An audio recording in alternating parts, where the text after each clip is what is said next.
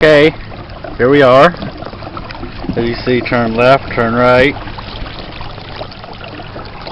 This is my ghetto setup here. There's my trolling motor, my battery. I'm gonna take it out here and catch me a red. This is max speed right now. As you see, it's not very fast. 28 Rust horsepower, or 28-pound Rust trolling motor, but moves pretty quick actually.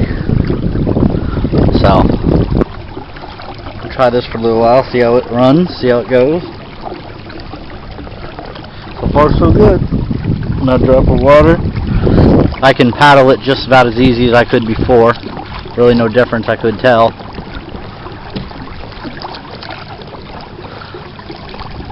But that's it.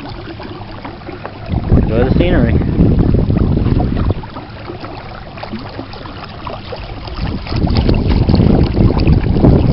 Hi. Smile.